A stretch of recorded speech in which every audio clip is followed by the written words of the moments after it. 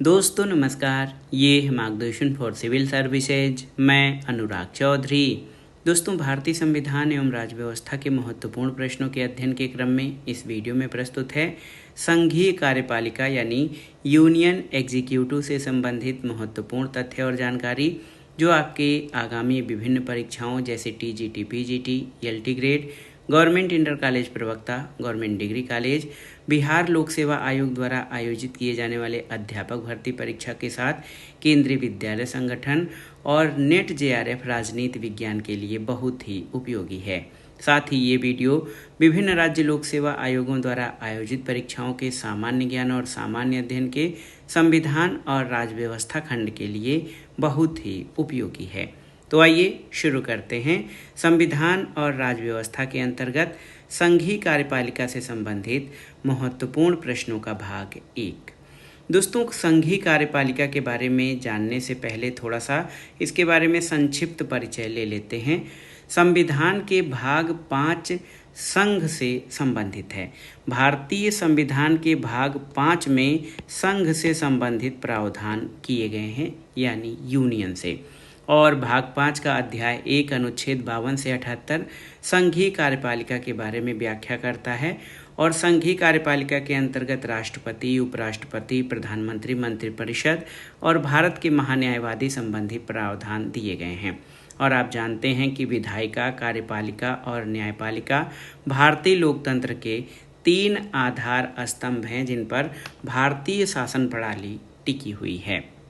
दोस्तों, वर्तमान में जो लोकतांत्रिक सरकारें होती हैं, सरकार में कार्यपालिका और विधायिका के अंगों के मध्य जो है संबंधों पर बनी होती हैं और इसी के आधार पर सरकार के 2 रूप, संसदीय सरकार यानी पार्लियामेंट्री गवर्नमेंट और अध्यक्षात्मक सरकार यानी प्रेसिडेंशियल गवर्नमेंट, इन दोनों का निर्माण होता है।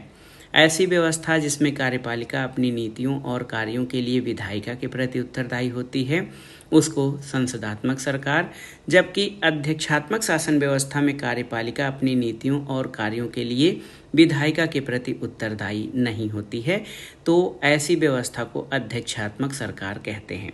यानी संसदीय शासन व्यवस्था जो भारत में अपनाई गई है वो उत्तरदायी शासन या कैबिनेट सरकार का रूप है। और संसदात्मक शासन व्यवस्था ब्रिटेन, जापान, कनाडा, भारत आदि देशों में प्रचलित है और अध्यक्षात्मक शासन व्यवस्था गैर उत्तरदायी या निश्चित कार्यकारी व्यवस्था कही जाती है। ये अमेरिका, ब्राज़ील, रूस और श्रीलंका में प्रचलित है। आइए प्रश्नों पर आते हैं। पहला प्रश्न है, संविधान के किस अनुच्छेद में कहा गया है कि भारत का एक राष्ट्रपति होगा? तो ये है अनुच्छेद 52 में। दोस्तों, भारत में संघीय कार्यपालिका का प्रधान कौन होता है? ये राष्ट्रपति होता है। संघीय कार्यपालिका का जो प्रधान है वो प्रेसिडेंट या राष्ट्रपति होता है, आप जान लीजिए। और राष्ट्रपति देश का प्रथम नागरिक भी होता है। राष्ट्रपति जो है वो देश का प्रथम नागरिक या फर्स्ट सिटीजन होता है।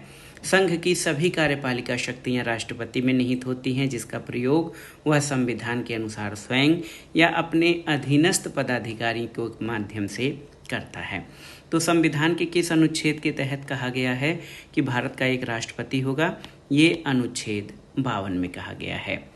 अगला प्रश्न है, भारत में किस प्रकार की शासन प्रणाली को अपनाया गया है? तो भारत में संसदीय शासन प्रणाली को अपनाया गया है, जिसको उत्तरदायी शासन प्रणाली या कैबिनेट शासन प्रणाली भी कहा जाता है।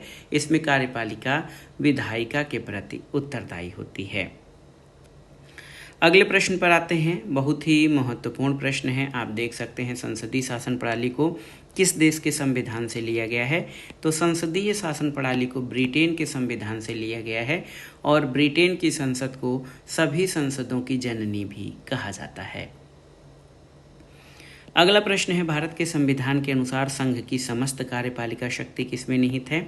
तो राष्ट्रपति में। आप जानते हैं कि भारत के संविधान के अनुसार संघ यानी यूनियन की समस्त कार्यपालिका शक्ति राष्ट्रपति में निहित है। अगला प्रश्न है, किस अनुच्छेद के तहत संघ की कार्यपालिका शक्ति राष्ट्रपति में निहित होगी और वह इसका प्रयोग संविधान के अनुसार स्वयं या अपने अधीनस्थ अधिकारियों के द्वारा करेगा? तो ये है अनुच्छेद 53(1). याद रखिएगा, अनुच्छेद 53(1) में वर्णित है कि संघ की कार्यपालिका शक्ति राष्ट्रपति में निहित होगी और वह इसका प्रयोग संविधान के अनुसार स्वयं या अपने अधीनस्थ अधिकारियों के माध्यम से करेगा। अगला प्रश्न है, संसदीय शासन प्रणाली में राष्ट्रपति केवल नाम मात्र का प्रमुख होता है, वास्तविक शक्ति किसमें निहित होती है? देखिए, संसदीय शासन प्रणाली में क्या व्यवस्था होती है, इसमें नाम मात्र की कार्यपालिका और वास्तविक कार्यपालिका में विभाजन होता है। संसदीय शासन प्रणाली में राष्ट्रपति केवल नाम मात्र का प्रमुख होता है, जबकि वास्तविक शक्ति मंत्रिपरिषद में निहित होती है। अगला प्रश्न है, भारत के राष्ट्रपति की संवैधानिक स्थिति किस देश के राष्ट्राध्यक्ष के समान है? तो ये ब्रिटेन के राष्ट्राध्यक्ष के समान है।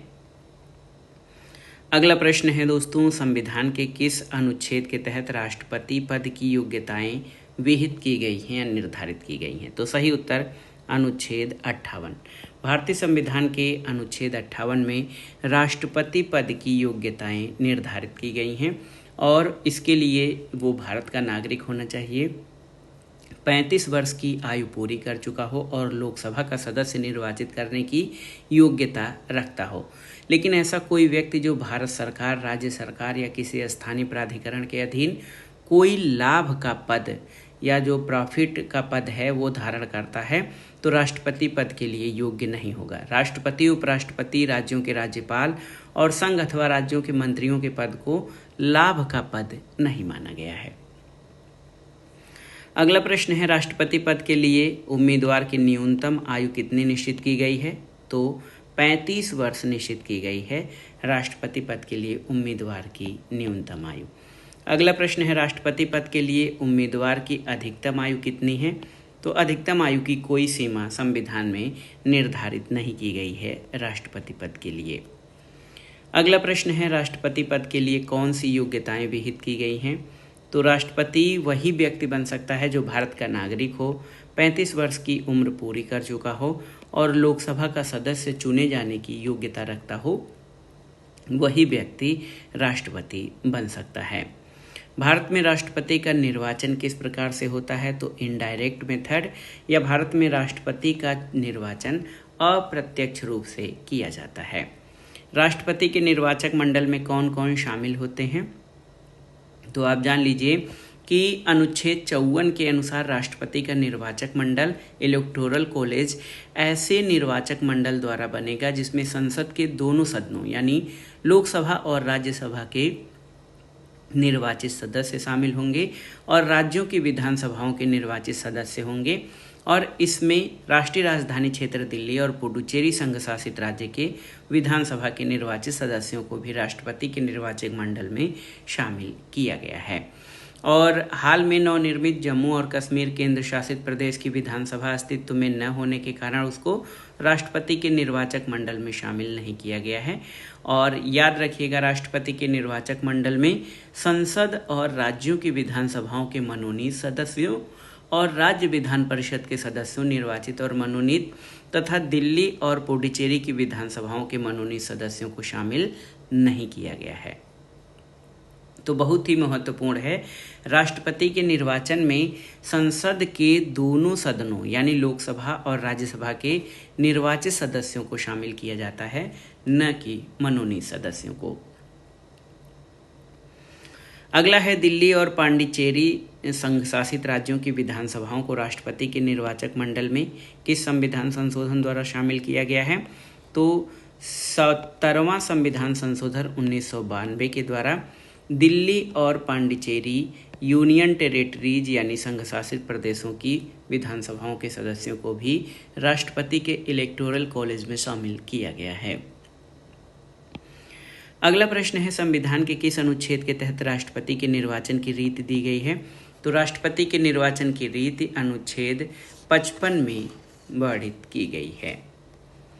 अगले प्रश्न पर आते हैं, ये है कुछ महत्वपूर्ण तथ्य देख लीजिए कि अनुच्छेद 59 के अनुसार राष्ट्रपति संसद के किसी सदन अथवा किसी राज्य के विधानमंडल के किसी सदन का सदस्य नहीं होगा, लेकिन यदि संसद के किसी सदन अथवा किसी राज्य विधानमंडल के किसी सदन का कोई सदस्य अगर राष्ट्रपति निर्वाचित हो जाता है तो किस तिथि से ये माना जाएगा कि उस सदन में अपना स्थान उसने रिक्त कर दिया है?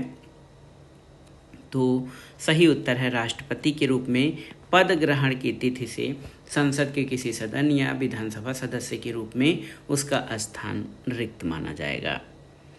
अगला प्रश्न है, राष्ट्रपति का निर्वाचन किसके द्वारा किया जाता है, कराया जाता है? तो भारत के निर्वाचन आयोग द्वारा राष्ट्रपति का निर्वाचन कराया जाता है। अगला प्रश्न है, राष्ट्रपति पद के उम्मीदवार का नाम कम से कम कितने मतदाताओं द्वारा प्रस्तावित और अनुमोदित किया जाएगा? तो 50-50 मतदाताओं द्वारा। बहुत ही महत्वपूर्ण है, राष्ट्रपति पद के उम्मीदवार का नाम कम से कम 50 मतदाताओं के द्वारा प्रस्तावित और 50 मतदाताओं के द्वारा अनुमोदित किया जाना चाहिए। अगला प्रश्न है, वर्तमान में राष्ट्रपति पद के उम्मीदवार के लिए जमानत की राशि 15,000 रुपये है और कुल वैध मतों का कितना भाग मत प्राप्त न करने वाले उम्मीदवार की जमानत राशि जब्त हो जाती है? तो कुल वैध मतों के 1/6 भाग जमानत राशि जो है 1/6 भाग प्राप्त न होने पर जमानत राशि जब्त हो जाती है। अगला प्रश्न है, किस अनुच्छेद के तहत ये उपबंध किया गया है कि कोई व्यक्ति राष्ट्रपति पद पर पुनर्निर्वाचन या निर्वाचन के लिए पात्र होगा? तो अनुच्छेद 57 के तहत ये वर्णन है। राष्ट्रपति के निर्वाचक मंडल का उल्लेख संविधान के किस अनुच्छेद में किया गया है? तो याद रखिएगा, ये है अनुच्छेद 54, जिसके अंतर्गत राष्ट्रपति के निर्वाचक मंडल या इलेक्टोरल कॉलेज का प्रावधान किया गया है। अगले प्रश्न पर आते हैं, भारत में राष्ट्रपति का चुनाव किस पद्धति के अनुसार किया जाता है? तो राष्ट्रपति का चुनाव आनुपातिक प्रतिनिधित्व पद्धति के अनुसार एकल संक्रमणीय मत प्रणाली के द्वारा किया जाता है। एक और महत्वपूर्ण प्रश्न है, किस वर्ष की जनगणना द्वारा अभिनिश्चित जनसंख्या को राष्ट्रपति चुनाव के लिए किसी राज्य विशेष की जनसंख्या माना गया है? तो 1971 की जनगणना द्वारा अभिनिश्चित जनसंख्या को। अगला प्रश्न है, किस संविधान संशोधन द्वारा ये प्रावधान किया गया है कि जब तक 2026 के पश्चात होने वाली प्रथम जनगणना के आंकड़े प्रकाशित नहीं हो जाएंगे तब तक राष्ट्रपति चुनाव के लिए राज्यों की जनसंख्या 1971 की जनगणना के अनुसार जो है अभिनिश्चित जनसंख्या को माना जाएगा? तो ये था 84वां संविधान संशोधन अधिनियम 2001। अगला प्रश्न है, किसी व्यक्ति को राष्ट्रपति पद पर चुने जाने के लिए न्यूनतम कितना मत प्राप्त करना आवश्यक है? तो कुल पड़े वैध मतों के आधे से 1 मत अधिक प्राप्त करना आवश्यक है, न्यूनतम। अगला प्रश्न है, किस अनुच्छेद के तहत राष्ट्रपति की पदावधि यानी टर्म ऑफ ऑफिस का उपबंध किया गया है? तो अनुच्छेद 56 के तहत राष्ट्रपति के पदावधि को जो है निश्चित किया गया है। अनुच्छेद 56 में वर्णित है कि राष्ट्रपति पद ग्रहण की तिथि से 5 वर्ष की अवधि तक अपना पद धारण करेगा, किंतु वह 5 वर्ष के पूर्व कभी भी उपराष्ट्रपति को अपना त्यागपत्र दे सकता है। अगला प्रश्न है, भारत का राष्ट्रपति अपने पद ग्रहण की तिथि से कितने वर्ष तक अपना पद धारण करता है? तो 5 वर्ष तक। और राष्ट्रपति का 5 वर्ष का कार्यकाल समाप्त हो जाने पर भी वह कब तक अपना पद धारण किए रहता है? तो उत्तर है, जब तक कि उसका उत्तराधिकारी अपना पद ग्रहण नहीं कर लेता है तब तक। एक और महत्वपूर्ण प्रश्न है, राष्ट्रपति अपना त्यागपत्र किसे देता है? तो राष्ट्रपति अपना त्यागपत्र उपराष्ट्रपति को देता है। उपराष्ट्रपति राष्ट्रपति के त्यागपत्र की सूचना तत्काल किसे भेजता है? तो लोकसभा अध्यक्ष को। याद रखिएगा, जब राष्ट्रपति अपना त्यागपत्र उपराष्ट्रपति को सौंप देता है तो राष्ट्रपति के त्यागपत्र की सूचना वाइस प्रेसिडेंट तत्काल लोकसभा अध्यक्ष को देते हैं।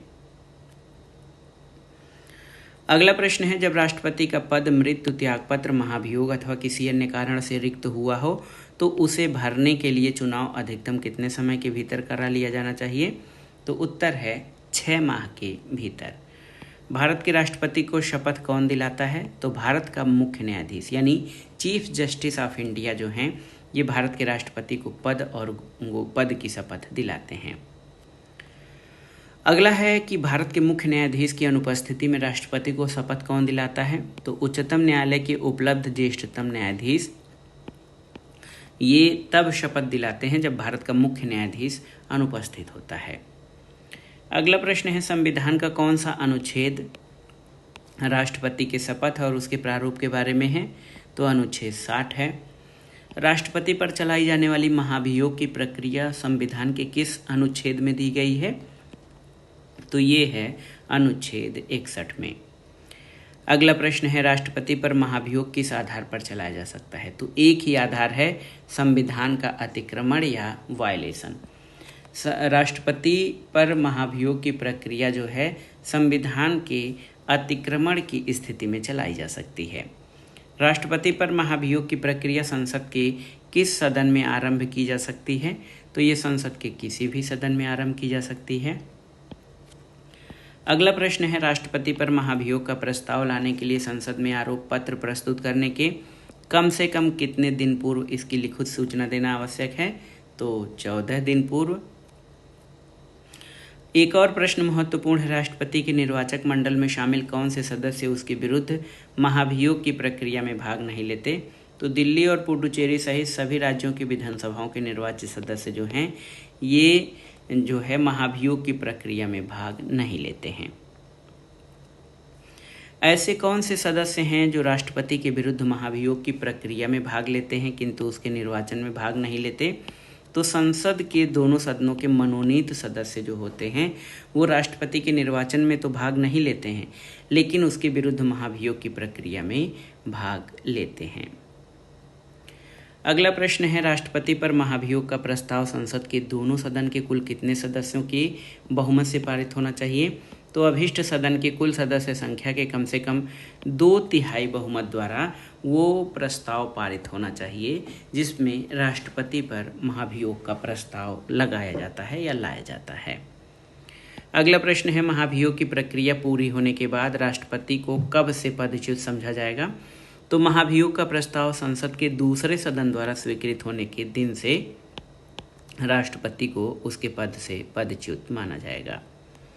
अगला प्रश्न है दोस्तों, राष्ट्रपति और उपराष्ट्रपति के निर्वाचन संबंधी विवादों पर निर्णय करने की अधिकारिता किसे प्राप्त है, तो उच्चतम न्यायालय को अनुच्छेद 71 के तहत।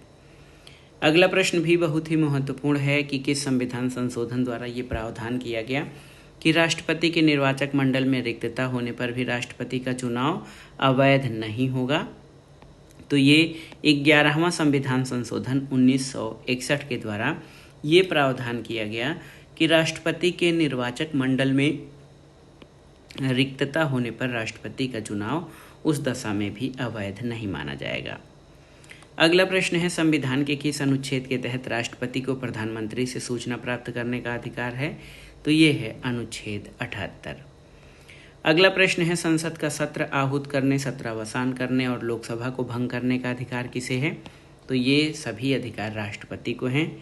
भारत का महान्यायवादी या अटॉर्नी जनरल किसके प्रसाद पर्यंत अपना पद धारण करता है, तो अटॉर्नी जनरल राष्ट्रपति के प्रसाद पर्यंत अपना पद धारण करता है। एक और प्रश्न देखिए, महत्वपूर्ण है, राष्ट्रपति को राज्यसभा में 12 सदस्यों को मनोनीत करने का अधिकार दिया गया है। किन क्षेत्रों में विशेष ज्ञान या अनुभव रखने वाले व्यक्तियों का राज्यसभा में प्रतिनिधित्व देने का प्रावधान है, तो ये प्रावधान साहित्य, विज्ञान, कला और समाज सेवा के क्षेत्र में विशिष्ट ज्ञान या अनुभव रखने वाले व्यक्तियों को राज्यसभा में मनोनीत किया जाता है। किस अनुच्छेद के तहत ये प्रावधान है कि संसद द्वारा पारित विधेयक को राष्ट्रपति एक बार पुनर्विचार के लिए वापस कर सकता है, तो ये अनुच्छेद 111 में वर्णित है कि संसद द्वारा पारित विधेयक को राष्ट्रपति एक बार पुनर्विचार के लिए वापस कर सकता है। भारत की 15वीं राष्ट्रपति श्रीमती द्रौपदी मुर्मू के बारे में कुछ तथ्य देख लीजिए। 18 जुलाई 2022 को 16वें राष्ट्रपति चुनाव का समापन हुआ था। इसमें राष्ट्रीय लोकतांत्रिक गठबंधन एनडीए के उम्मीदवार श्रीमती द्रौपदी मुर्मू ने संयुक्त विपक्ष के उम्मीदवार श्री यशवंत सिन्हा को भारी बहुमत से पराजित किया। द्रौपदी मुर्मू का जन्म 20 जून 1958 को ओडिशा राज्य के मयूरभंज जिले में एक संथाल आदिवासी परिवार में हुआ था। वो देश के सर्वोच्च संवैधानिक पद पर आसीन होने वाली पहली आदिवासी और दूसरी महिला राष्ट्रपति हैं। 25 जुलाई 2022 को प्रधान न्यायाधीश एन.वी. रमन्ना ने श्रीमती द्रौपदी मुर्मू को देश के 15वें राष्ट्रपति के रूप में शपथ दिलाई और वो वर्ष 2000 से 2004 तक ओडिशा की बीजद भाजपा गठबंधन सरकार में मंत्री बनी, 2015 में उन्हें झारखंड का राज्यपाल नियुक्त किया गया और 2021 तक इस पद पर रहीं। और आप जान लीजिए कि 16वें राष्ट्रपति चुनाव में कुल पड़े वैध मतों में 64.03% मत श्रीमती द्रौपदी मुर्मू को मिले, जबकि श्री यशवंत सिन्हा को 35.97% मत से ही संतोष करना पड़ा था। अगले प्रश्न पर आते हैं दोस्तों। संविधान के किस अनुच्छेद के तहत राष्ट्रपति संसद के दोनों सदनों का संयुक्त अधिवेशन आहूत कर सकता है? तो ये है अनुच्छेद 108। किन विधेयकों को राष्ट्रपति पुनर्विचार के लिए वापस नहीं कर सकता? तो धन विधेयक और संविधान संशोधन विधेयक को राष्ट्रपति पुनर्विचार के लिए वापस नहीं कर सकता, याद रखिएगा। किस अनुच्छेद के तहत राष्ट्रपति जेबी वीटो का प्रयोग कर सकता है? तो अनुच्छेद 111 के तहत। एक बहुत ही महत्वपूर्ण प्रश्न है, राष्ट्रपति ज्ञानी जैल सिंह ने 1986 में किस विधेयक के संबंध में सबसे पहले जेबी वीटो शक्ति का प्रयोग किया था? तो ये भारतीय डाक संशोधन विधेयक के संबंध में। अगला प्रश्न है, किसी नए राज्य के निर्माण अथवा किसी वर्तमान राज्य के क्षेत्र, सीमा या नाम में परिवर्तन करने वाले विधेयक को किसकी सिफारिश से संसद में प्रस्तुत किया जाता है? तो ये राष्ट्रपति की सिफारिश से। और किस अनुच्छेद के तहत राष्ट्रपति को अध्यादेश जारी करने की शक्ति है? तो ये है आर्टिकल 123 यानी अनुच्छेद 123 के तहत राष्ट्रपति को अध्यादेश जारी करने की शक्ति है।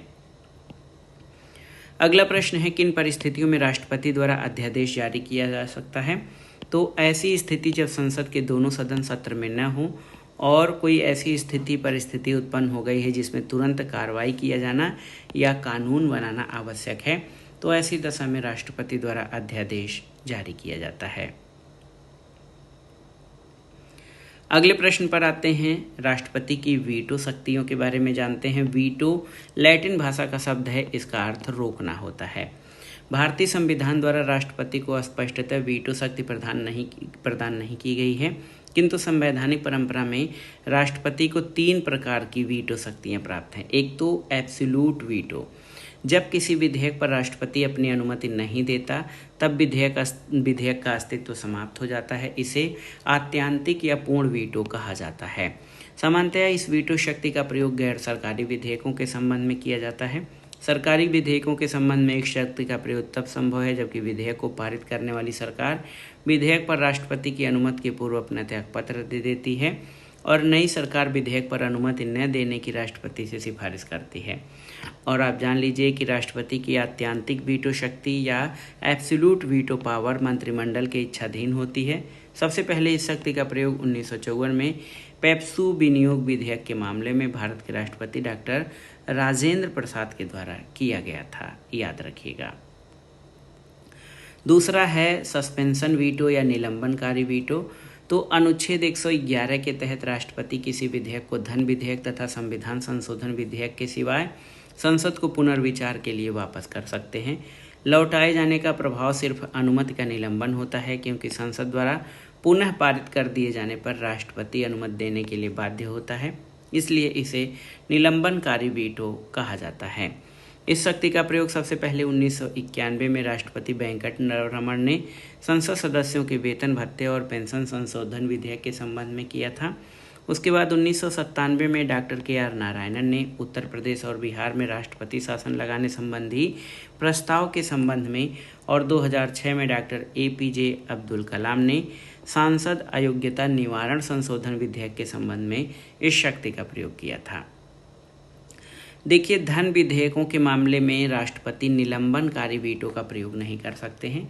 किसी धन विधेयक को राष्ट्रपति अपनी स्वीकृति दे सकता है या उसे रोक कर रख सकता है, लेकिन संसद को पुनर्विचार के लिए नहीं भेज सकता है धन विधेयक। और सामान्यतः राष्ट्रपति धन विधेयक पर अपनी स्वीकृति दे देता है, क्योंकि संसद में उसकी पूर्वानुमति से ही वह विधेयक प्रस्तुत किया जाता है। राष्ट्रपति की वीटो पावर में तीसरा है पॉकेट वीटो या जेबी वीटो। तो संविधान के तहत किसी विधेयक पर राष्ट्रपति द्वारा अनुमति देने या न देने के लिए किसी समय सीमा का प्रतिबंध नहीं है, इसलिए जब राष्ट्रपति किसी विधेयक पर अपनी अनुमति नहीं देता या पुनर्विचार के लिए संसद को वापस नहीं करता तब वह जेबी वीटो शक्ति का प्रयोग करता है। और इस शक्ति का प्रयोग सबसे पहले राष्ट्रपति ज्ञानी जैल सिंह ने 1986 में भारतीय डाक संशोधन विधेयक के संबंध में किया था। और ये राष्ट्रपति द्वारा स्वेच्छा से प्रयोग की गई वीटो शक्ति का प्रथम मामला था। राष्ट्रपति के पास संविधान संशोधन संबंधी विधेयकों के लिए कोई वीटो शक्ति नहीं है। जैसे धन विधेयकों के लिए, वैसे संविधान संशोधन विधेयकों के लिए वीटो शक्ति नहीं है। 24वें संविधान संशोधन अधिनियम 1971 के द्वारा संविधान संशोधन विधेयक को राष्ट्रपति को स्वीकृति देना बाध्यकारी बना दिया गया है। तो ये थी राष्ट्रपति की वीटो पावर से संबंधित महत्वपूर्ण जानकारी। अब कुछ अन्य प्रश्नों को देखते हैं। राष्ट्रपति द्वारा जारी अध्यादेश अधिकतम कितने दिनों तक संसद का अधिवेशन आरंभ होने के पश्चात बिना अनुमोदन के प्रभावी रख सकता है? तो ये 6 सप्ताह तक। भारत के राष्ट्रपति को किस अनुच्छेद के तहत क्षमादान की शक्ति दी गई है? तो आर्टिकल 72 है। राष्ट्रपति द्वारा अपनी क्षमादान की शक्ति का प्रयोग किन मामलों में किया जा सकता है? तो सेना न्यायालय द्वारा दिए गए दंड, सभी मृत्युदंड और अन्य ऐसे दंड के मामले में जो संघीय विषय के विरुद्ध किए गए अपराध के लिए दिया गया हो, ऐसे सभी मामलों में राष्ट्रपति अपनी क्षमादान की शक्ति का प्रयोग कर सकते हैं। अगला प्रश्न है, संविधान के किस अनुच्छेद के तहत राष्ट्रपति को उच्चतम न्यायालय से परामर्श का अधिकार दिया गया है? तो अनुच्छेद 143 यानी 143 में। अगला प्रश्न है, धन विधेयक अथवा वित्त विधेयक को किसकी अनुमति से लोकसभा में प्रस्तुत किया जाता है? तो राष्ट्रपति की अनुमति से। वित्त आयोग यानी फाइनेंस कमीशन की नियुक्ति कौन करता है? तो राष्ट्रपति। वित्त आयोग की नियुक्ति राष्ट्रपति करते हैं और इसका प्रावधान संविधान के अनुच्छेद 280 में किया गया है। अगला प्रश्न है, अनुच्छेद 53(2) के अनुसार संघ के रक्षा बलों का सर्वोच्च समादेश या सुप्रीम कमांडर किस में निहित है? तो देश के रक्षा बलों का सर्वोच्च सेनापति राष्ट्रपति होता है। राष्ट्रपति के बारे में कुछ विशिष्ट तथ्य जान लेते हैं। 21 जुलाई 2022 को राष्ट्रपति पद के 16वें चुनाव में श्रीमती द्रौपदी मुर्मू को देश का नया राष्ट्रपति चुना गया। 13वें राष्ट्रपति के रूप में चुनी जाने वाली श्रीमती प्रतिभा देवी सिंह पाटिल भारत की पहली महिला राष्ट्रपति थीं। 1969 के राष्ट्रपति चुनाव में अंतःकरण की आवाज़ पर खुला मतदान हुआ था। इसमें निर्दलीय प्रत्याशी वीवी गिरी ने कांग्रेस के अधिकृत प्रत्याशी नीलम संजीव रेड्डी को पराजित किया था। और नीलम संजीव रेड्डी भारत के ऐसे राष्ट्रपति हैं जो लोकसभा के अध्यक्ष भी थे। भारत में कार्यकारी राष्ट्रपति के रूप में वीवी गिरी, डॉक्टर जाकिर हुसैन की मृत्यु के कारण, एम हिदायतुल्लाह वीवी गिरी द्वारा त्यागपत्र के कारण और बी.डी. जत्ती ने फखरुद्दीन अली अहमद की मृत्यु के कारण कार्य किया है। तो 3 लोग भारत में कार्यकारी राष्ट्रपति के रूप में कार्य कर चुके हैं। समान नागरिक संहिता यानी यूनिफाइड सिविल कोड को लेकर भारत के प्रथम राष्ट्रपति डॉक्टर राजेंद्र प्रसाद और प्रधानमंत्री जवाहरलाल नेहरू के मध्य मतभेद पैदा हुआ था। सबसे पहले राष्ट्रपति ज्ञानी जैल सिंह ने तत्कालीन प्रधानमंत्री राजीव गांधी से मतभेद के कारण भारतीय डाक संशोधन विधेयक 1986 के संबंध में जेबी वीटो का प्रयोग किया था। और भारत के missile man doctor APJ Abdul Kalam ने उच्चतम न्यायालय द्वारा सुझाए गए चुनाव सुधारों संबंधी विधेयक, लाभ के पद संबंधी विधेयक को संसद के पुनर्विचार के लिए वापस कर दिया था। राष्ट्रपति के रूप में डॉक्टर राजेंद्र प्रसाद ने सबसे लंबी अवधि 1950 से 1962 तक और डॉक्टर जाकिर हुसैन ने कार्यकारी राष्ट्रपति को छोड़कर सबसे कम अवधि 1 वर्ष 11 दिन तक कार्य किया है। राष्ट्रपति पद के लिए अब तक कुल 16 चुनाव हुए हैं। श्रीमती द्रौपदी मुर्मू क्रमांक के अनुसार भारत के 16वें राष्ट्रपति हैं, लेकिन डॉक्टर राजेंद्र प्रसाद 2 बार राष्ट्रपति चुने गए थे, इसलिए व्यक्ति के क्रम के अनुसार ये 15वें राष्ट्रपति हैं। वैसे कार्यवाहक राष्ट्रपतियों को भी यदि लिया जाए तो अब तक कुल 18 व्यक्तियों ने राष्ट्रपति का पद ग्रहण किया है। अब आइए राष्ट्रपति पद से संबंधित अन्य विशिष्ट तथ्यों को जान लेते हैं। देखिए, संविधान सभा ने अपनी अंतिम बैठक 24 जनवरी 1950 में निर्विरोध रूप में डॉक्टर राजेंद्र प्रसाद को भारत का अंतरिम राष्ट्रपति 26 जनवरी 1950 से राष्ट्रपति पद के लिए प्रथम चुनाव तक निर्वाचित किया था। तो राष्ट्रपति के रूप में डॉक्टर राजेंद्र प्रसाद के नाम का प्रस्ताव जवाहरलाल नेहरू ने और अनुमोदन सरदार पटेल ने किया था। तो पहले राष्ट्रपति भारत के डॉक्टर राजेंद्र प्रसाद थे। वर्तमान राष्ट्रपति श्रीमती द्रौपदी मुर्मू देश की पहली आदिवासी और दूसरी महिला राष्ट्रपति हैं। भारत के प्रथम मुस्लिम राष्ट्रपति डॉक्टर जाकिर हुसैन थे। डॉक्टर जाकिर हुसैन और डॉक्टर फखरुद्दीन अली अहमद का निधन उनके कार्यकाल के दौरान ही हो गया था। भारतीय गणतंत्र में 1982 में निर्विरोध निर्वाचित होने वाले एकमात्र राष्ट्रपति नीलम संजीव रेड्डी हैं। इसके पूर्व 1969 के चुनाव में उन्हें पराजय का मुंह देखना पड़ा था। वे अब तक के सबसे कम उम्र के राष्ट्रपति थे। डॉक्टर वीवी गिरी भारत के एकमात्र ऐसे राष्ट्रपति हैं जिनको द्वितीय चक्र की मतगणना के बाद सफलता मिली। वे अब तक के सबसे कम मतों के अंतर से जीतने वाले राष्ट्रपति भी हैं। एम हिदायतुल्लाह सर्वोच्च न्यायालय के ऐसे प्रथम मुख्य न्यायाधीश हैं जिन्होंने भारत के कार्यवाहक राष्ट्रपति का पदभार 20 जुलाई 1969 से 24 अगस्त 1969 तक किया है। भारत के चौथे राष्ट्रपति डॉक्टर वी गिरी वराह वेंकट गिरी ये ट्रेड यूनियन आंदोलन से संबंधित थे और 2 बार अखिल भारतीय ट्रेड यूनियन कांग्रेस के अध्यक्ष भी रहे थे। इसी तरह भारत के 7वें राष्ट्रपति ज्ञानी जैल सिंह पूर्व में केंद्रीय गृह मंत्री थे। वी गिरी एकमात्र ऐसे राष्ट्रपति हैं जिन्होंने कार्यवाहक राष्ट्रपति पद से त्यागपत्र देकर राष्ट्रपति पद के लिए चुनाव लड़ा था। Doctor Rajendra Prasad, Fakhruddin Ali Ahmed, Neelam Sanjiva Reddy, Giani Zail Singh, doctor APJ Abdul Kalam, Shrimati Pratibha Devi Singh Patil, Pranab Mukherjee, Ramnath Kovind तथा वर्तमान राष्ट्रपति श्रीमती द्रौपदी मुर्मू ऐसे राष्ट्रपति हैं जो पूर्व में उपराष्ट्रपति नहीं थे। और आज की वीडियो का लास्ट क्वेश्चन है, भारत के राष्ट्रपति का सरकारी आवास राष्ट्रपति भवन है। 1950 तक इसे वायसराय हाउस कहा जाता था। इसकी डिजाइन ब्रिटिश वास्तुकार एडविन लुटियंस के द्वारा तैयार की गई थी। तो दोस्तों ये था आज का वीडियो। इसमें आपने भारतीय संविधान और राज्य व्यवस्था के अंतर्गत संघीय कार्यपालिका से संबंधित सभी महत्वपूर्ण प्रश्नों के अंतर्गत राष्ट्रपति से संबंधित महत्वपूर्ण तथ्यों को कवर किया। ये वीडियो आपके आगामी परीक्षाओं के लिए बहुत ही उपयोगी है। आप इनको अच्छे से तैयार कर लीजिए।